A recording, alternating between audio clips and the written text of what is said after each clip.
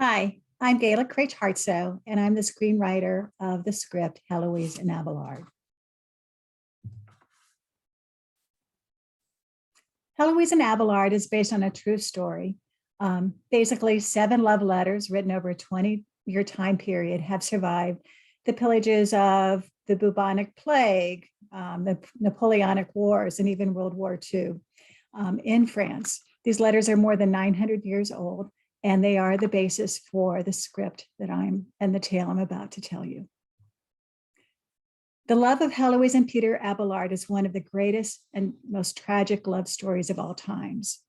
During the 19th century, their love letters were required readings in the high school curriculum in the United States. But during the 20th century, they were replaced by the now famous stories of Romeo and Juliet. Today, few know the tale, and yet the tale should be told. What is this tragic story about? Well, almost 900 years ago, a young French girl named Heloise did the unthinkable.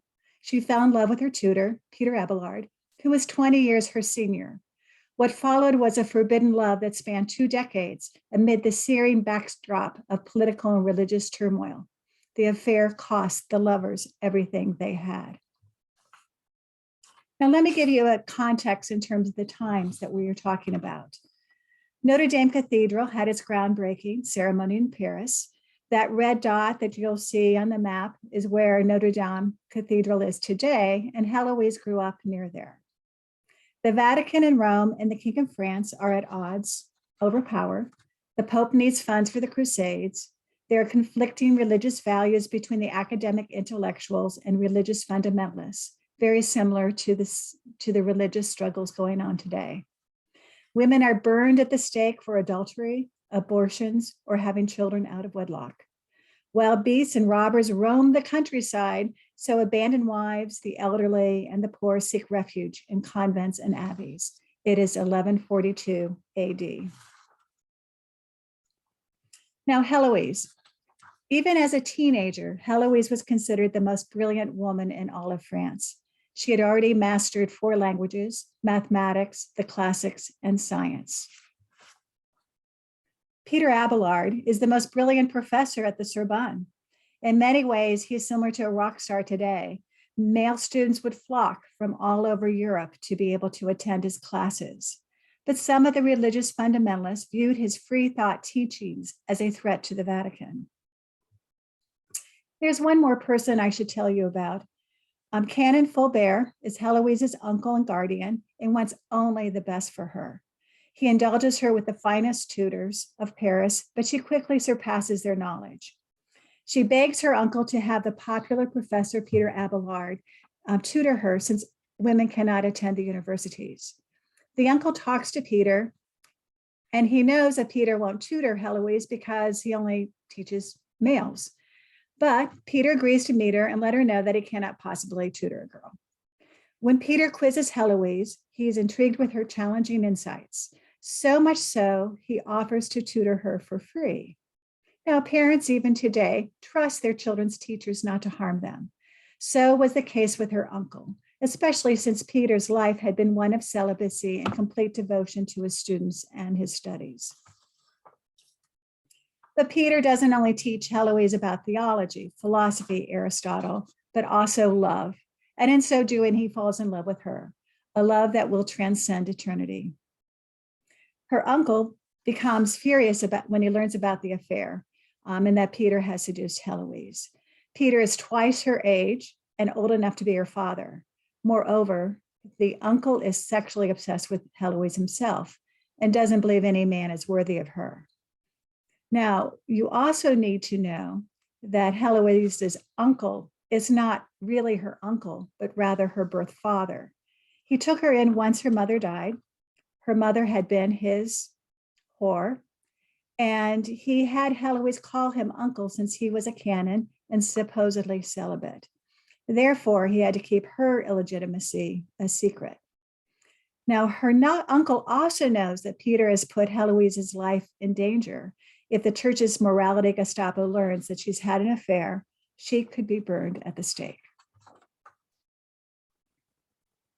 Now, in those days, a tenured professor could have mistresses, but not wives. showing their complete devotion to their academic pursuits. However, Peter wants to marry Heloise. He truly loves her. Heloise is not interested in marriage and criticizes girls who marry simply for money. She tells Peter that she prefers to be his whore rather than jeopardize his teaching career. Now, Heloise is also now pregnant, and she eventually gives in to Peter and agrees to a secret marriage for the sake of their unborn child. They elope, and she eventually hides in a convent outside of Paris. She waits with her baby boy for Peter to steal away for weekend sexual trysts. When Heloise's uncle learns of her whereabouts, he mistakenly assumes Peter has dumped her at the convent, and he does an unthinkable act against Peter that changes that relationship with Heloise forever. He hires thugs to attack and castrate Peter in the middle of the night. When her uncle learns of their secret marriage and child, he becomes absorbed in guilt and commits suicide. Now, what should these two lovers do? Peter's a destroyed man with no libido. He opts to join a monastery. Because of his love for Heloise, he orders her to become a nun to avoid torture and possible death. To become a nun requires that she give up her infant child, a heart-wrenching act of hers. She writes in her letters to Peter that her life as a nun is a mere cover for her unfulfilled sexual desires for him, her cravings for him. She grieves her child whom she'll never know. What is remarkable for you to also know is that the 7 surviving letters that I talked about earlier were written after Peter was castrated and up until his death 20 years later. During these next 20 years, the Vatican evicts Heloise and her sisters, burns Peter's books, and banishes and excommunicates him. Despite all this, Heloise continues to hunger for his love. At age 38, 20 years later, Heloise must battle her fellow nuns, the Vatican, and even her own conscience to prove one last time her undying love for her tutor. Peter's dying wish is for Heloise to bury his excommunicated soul on consecrated soil. If Heloise does this act, she knows her soul will burn in hell for eternity. Now, my script starts with Heloise as an abbess waiting for the arrival of Peter. While Heloise waits, her confidant, Sister Catherine, tells her niece the cautionary tale of Heloise's life. Her niece is a novice who wants to marry, but her parents insist that she become a nun. Sister Catherine warns her not to pursue lust as Heloise has done, but rather marry God and become a nun, that she will have a happier and more fulfilling life. When Peter arrives, the audience assumes Peter is alive, but instead it's his corpse that is delivered. And in the end, Heloise chooses to bury Peter. In her letters, Heloise writes, "I would go into hell if you so bid me, dear Peter." The nuns abandon Heloise, and she advises the novice to follow her heart. The novice leaves the convent to marry her lover. After Peter's death, Heloise launches a letter campaign to the Pope, who was moved by her letters. 6 months later, the Pope reverses Peter's excommunication. Heloise turns her energies into building a vast order with large land holdings that extend from France to Austria. Today, 900 years later, Heloise and Peter lie side by side at a Paris cemetery, and young lovers come and visit their tombstone in hopes that they too will have eternal love.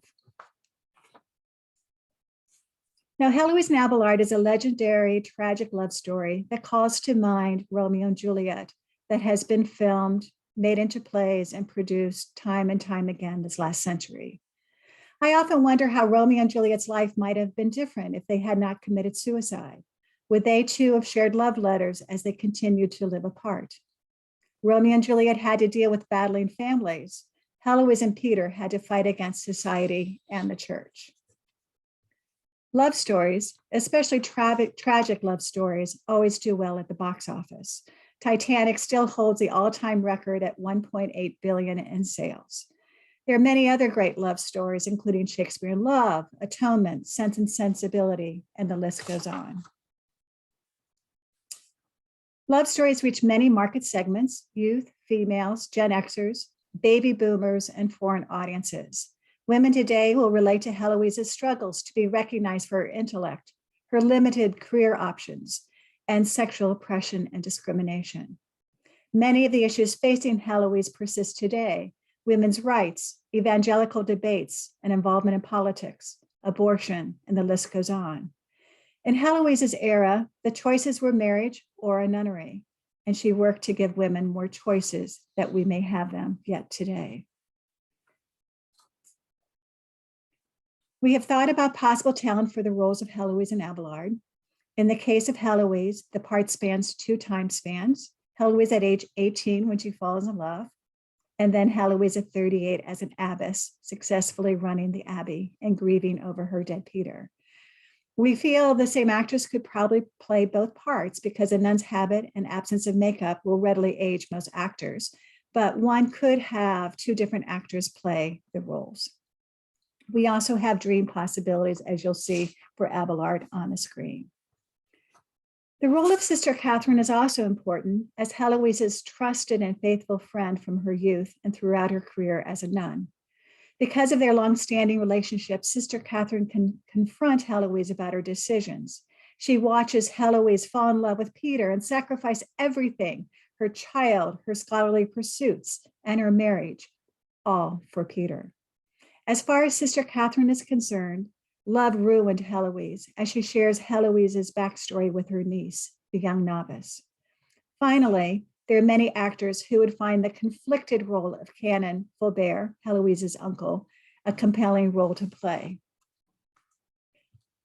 Although Heloise and Abelard is set in the 12th century of France, it has the advantage that ornate castles and cathedrals were just dreams of men at that time. The buildings are basic stone and wooden structures. Many of the scenes are set in fields with simple backdrops, which will keep production costs down.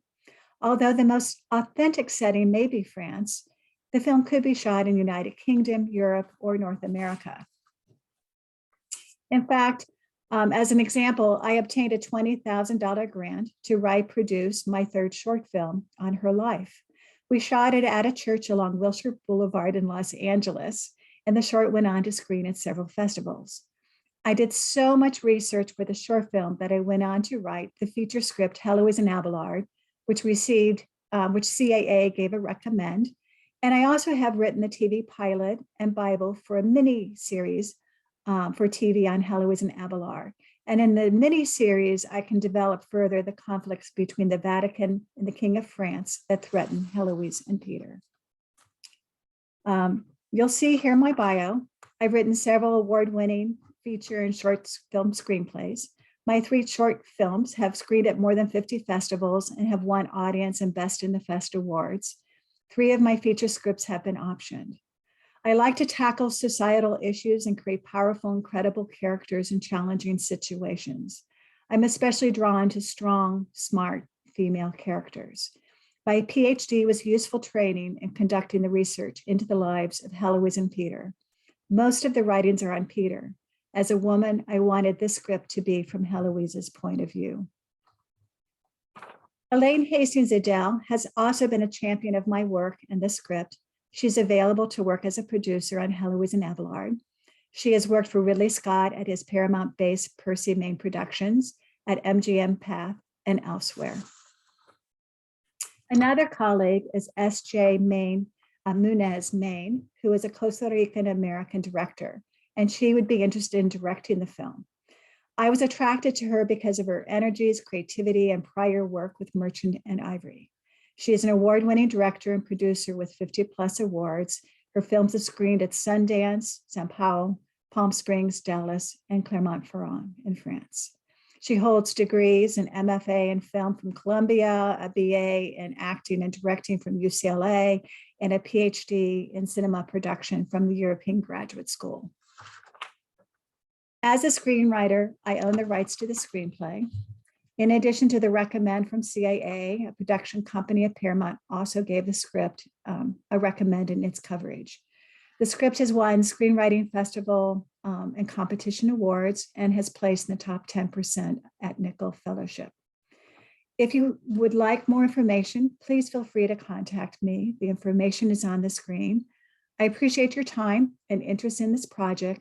Feel free to contact me if you have any questions. And the best to you. Have a great day. Bye.